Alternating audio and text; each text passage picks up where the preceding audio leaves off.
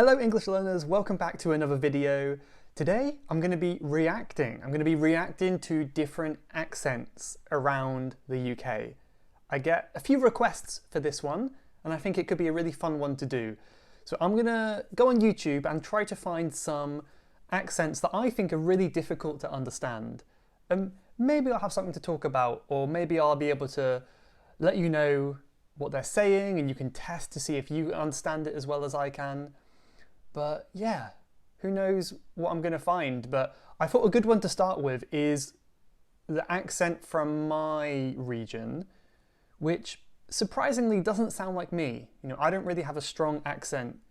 Even though I'm from Cornwall, I don't have a strong Cornish accent. But I thought now we could look at these people who do. So I typed in Cornish accent on YouTube. I can't find many good videos, but I found one which is called West Country Yap. Yap is like a word for kind of chatter, talking. West Country is this kind of whole southwestern region of the UK that includes Cornwall, but also Devon and Somerset as well. So I don't think these guys are from Cornwall, but let's have a listen and see. Oh yes. Yeah. I got on it with old Frank. Like, Harold always had Frank to do his meals, didn't he? Harold will make a cup of tea. He'll make a cup of tea. He'll make a bloody. This is already funny because it really reminds me of a lot of my childhood, like being around some of my family members. And I remember one man in particular I used to work for when I was 19 or 20. I used to work for him in his garden and he sounded exactly like this. And I think a lot of it is like very mumbly, like, and it's very hard to understand, but it's quite typical with maybe older people, perhaps. But if you listen to this bit again, he says... Harold will make a cup of tea. He'll make... I think he said, Harold doesn't make a cup of tea. Harold doesn't make a cup of tea. But the way he says it is, Harold don't make a cup of tea. I think that's quite common. We say, Harold don't. He don't make. He don't do. You know, we should say doesn't, but I think that's quite a common West Country thing. He don't do that. He'll make a bloody cup of tea. No, you bloody wouldn't. Oh no, he told Frank He to were do that. lazy, sir. Let's have a cup of tea, Frank. He's like he said. He's told him more than what I did, like, because he's lived out better. He did get bloody Can you understand anything? a lot of way, boy. No. They weren't going to anyway. They weren't going to, Mark. Well, the cherry plums, I always remember these. Oh yes. There were old Dr. Pip or Dr. Flip or what, I don't know what bloody name was. Yeah. Lived up somewhere or other.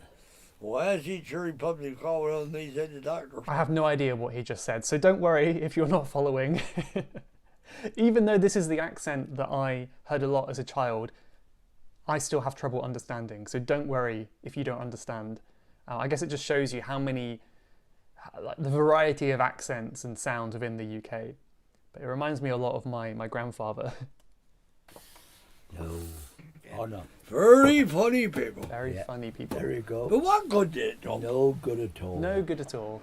Yeah, I understood a little bit, but not too much. I don't think I understood as much as I expected. But what about you guys? Were you following? How much did you get? So for the next accent, let's go to what I think is often known as the hardest accent for English learners.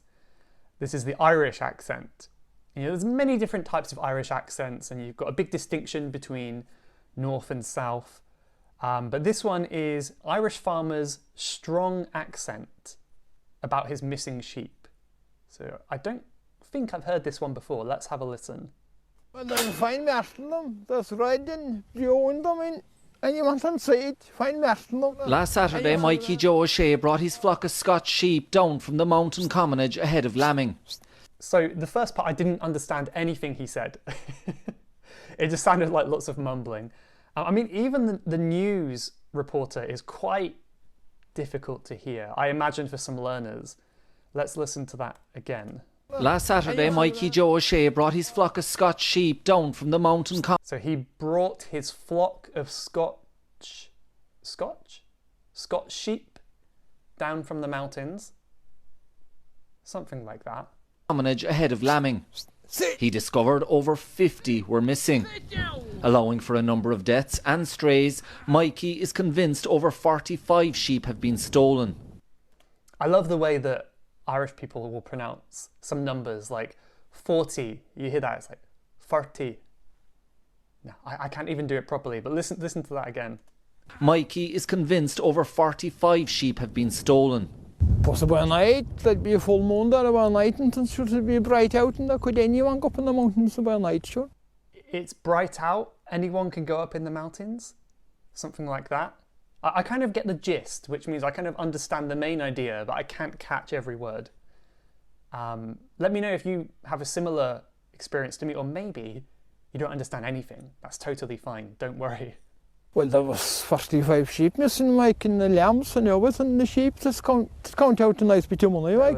There was 45 sheep missing, and the lambs and everything. That's quite common in many accents around the UK. Rather than there were sheep missing, there was sheep missing. There were sheep. I hear that in Cornish a lot too.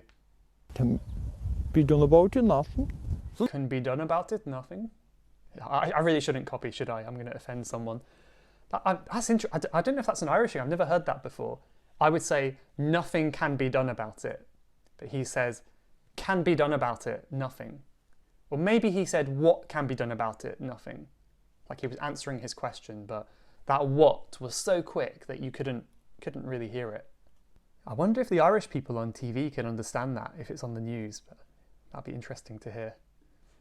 Okay, so one we can look at now is the Scouse accent. Scouse accent. This is the accent from the Liverpool area. And I've never been to Liverpool, so I'm not so used to hearing this accent. I think it has a lot of connotations and stereotypes with it. You know, it's definitely not considered, you know, an upper class accent. You know, like it or not, all accents will have some kind of stereotype connected to it. But let's listen. Let's see if we can understand. Try to put words to that game. Liverpool were amazing. Bosh, amazing, sick, great, fantastic. I love the way he said that. So I think, again, I'm not so familiar, but I think this is a common thing with Scouse accent, is where when a word ends in a k sound, it will be like almost like a ch, but much stronger. So I think he said sick, but he said sich, sich. Sick, great, fantastic. There we go again. Fantastic, fantastic, fantastic. What else do you want me to say? Yeah, anything else? Unbelievable. Yeah. We blew them away. We did. Every player was boss, and the one that I'm mentioning... Another thing you might notice is the R, a little bit like the Scottish accent, right, is stronger than the standard British accent. So rather than every, he would say more like every. I can't even do it. Every. I'm really bad at accents, but listen to him, not me, right? Listen to him again, say every. We did. Every player was boss, and the one that I'm mentioning now, Sadio Mane, I said it last time I was on it, he's the best football player in the world. I don't know why he's laughing for. What, Chris, why are you laughing for? Why are you laughing for? I'm being serious. No, you see, I'm talking facts here. I don't do if, buts and maybes. I do absolutes. I feel like a lot of Scouse accents have a much higher pitch as well than other accents. What you might notice here, and in almost all of the other videos we can look at today, is in regional accents, it's really common to drop the H on the start of words. So rather than he, we say e. Happens in Cornish, it happens here. E's really good. I mean, I'll put a link to these videos in the description, so you're welcome to see yourself if you want as well. But this one I've seen before, and this is another Liverpool accent, and it's really strong. So if we go here and have a look, have a listen. Boeg. And how can I have a chicken in the breakfast? You can have a chicken in the breakfast if you ask for chicken in your breakfast. Yeah, so as you can see, we've got a lot of that. It's right at the back of the throat, that chicken, something like that. Don't copy me. Yeah, very strong accent, very strong. I'm getting distracted with these videos. I kind of forget that I'm making my own video here. Okay, let's do one more accent. Of course, we cannot look at difficult accents without looking at Scottish one. So this is the Glaswegian accent, which is the accent from Glasgow area in Scotland. And I find Scottish can be quite hard to understand. When I've been there before, it can be difficult, but I love the Scottish accent. I think it sounds amazing. So let's hear what this guy has to say. Glasgow's got a lot of neds, a lot of different cultures and all that. Different places that people come from and they all start trying to fight with each other. A lot of different fights, a lot of different places. I was in a gang for about a year, 2 years. I was actually quite a lot of fights when I was jumping. So I think that's quite a common thing. I hear that a lot as well. People don't pluralise the words. I was in a gang for a year, 2 year. Rather than 2 years, he said 2 year, right? So you'll hear that sometimes. It's never a good thing for a learner to say, but you will hear it from some native speakers. 2 guys walked up to my pal and called my black bastard, and about 12 boys ran around the corner and started battling him. 12 boys randomly did something and started fighting. Meat cleavers. I get most of it. At 4 corners, and 2 hours after my pal battered the guy. My pal bottled the guy. If you bottle someone, that's hit someone on the head with a glass bottle. I think Glasgow is probably much nicer than this video makes it seem, so don't judge Glasgow too strongly based on this video. I'm sure there's a lot of good sides to it as well. I've never been there though. But yeah, I think we'll leave it there though. So I hope you found this interesting, and let me know what accent today you found the hardest and what you could follow along with. I mean, there were some parts that I didn't translate. So if there's anything you want to translate yourself in the comments, have a go and I'll let you know if I think you're right, but yeah, maybe I don't know as well. But thank you for watching today. Hope you enjoyed it, and I'll see you in the next video. Goodbye for now.